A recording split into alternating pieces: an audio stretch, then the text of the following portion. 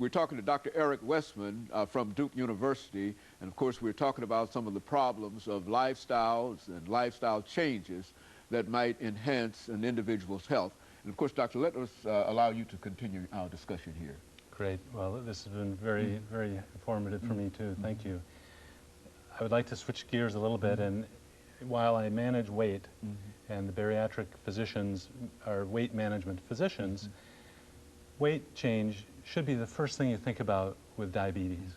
And so I'd like to spend this last segment on type 2 diabetes and obesity, what you could do at home, you know, tips for people whose doctors aren't giving them the right information and all that. But I'd like to point out that what we do in our clinic is nothing new.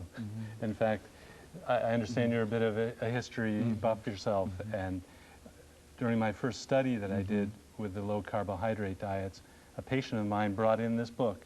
It's a book from 1923 from the Appleton and Company, the late Sir William Osler. You recall William Osler as an internist, wasn't internist, kind of the father of internal medicine. Well, this patient brought it in, knew I might be interested, and I was doing this study that nobody really thought very highly of at the time. It was low-carb diet. But you'll see here for the type 2 diabetic, now this is before insulin was available. 1921 insulin was discovered, and then it was put into practice pretty quickly, but this was before insulin. And the quantity of food required by a severe diabetic, weighing 60 kilograms, so about 130 pounds, was 10 grams of carbohydrate per day. And I looked at this in my clinic when the study was going on, and I thought, well, I'm telling people to eat these foods. I'm telling them to eat asparagus, Brussels sprouts, cauliflower, broccoli. And here, that's what Osler said people should do.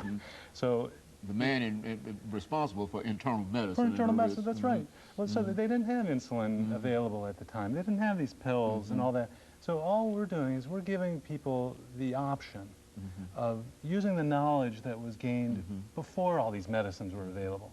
So if you trace the teaching over time, and this is from 1952, the diabetic ABC, you'll see that there's a little bit of loosening, although protein and fats are at the top, animal food and fats, butter is fine, cream, olive oil, you know, is still hot today. And you can have unlimited amount of low carbohydrate, starchy vegetables, but you limit potato, the size of a hen's egg should be the size of the potato, so the starchy vegetables are reduced.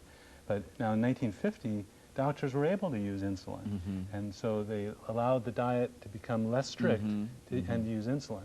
The problem today is that diabetes, type 2 diabetes with obesity is still a very bad disease.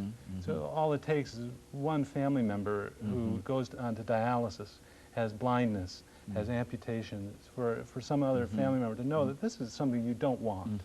And so the lifestyle program that we have just takes people back to what was known before all of the drugs and all the other things that are available. So things that you should think about at home are no sweetened beverages, please. No sugar in the beverage. I can get my diabetics to get a little bit better just by having them change from sweet tea to unsweetened tea, or using a sweetener like Splenda or aspartame, something like that. Other things to watch out for are those fries. So if you make that fast food, you supersize it or whatever it's called in whatever restaurant, those fries make your blood sugar go up. So remember that potato was limited, and even the size of a hen's egg. Or even before that, you didn't have any potato at all back in 1923. So what's really exciting is that by making these changes, you can influence the diabetes. You can make it better. And also you're losing weight. So the diet and then the weight are both a factor for type 2 diabetes when you have obesity. And so you've got to lose weight. You got to do everything you can. And if your doctor's not responding, I can suggest the American Society of Bariatric Physicians, because they'll respond. We train them in this approach. They use appetite suppressants, that sort of thing. And that's beyond Duke. That's all over the country. It's a great organization. We call it the ASBP for short. But you have to control the carbohydrate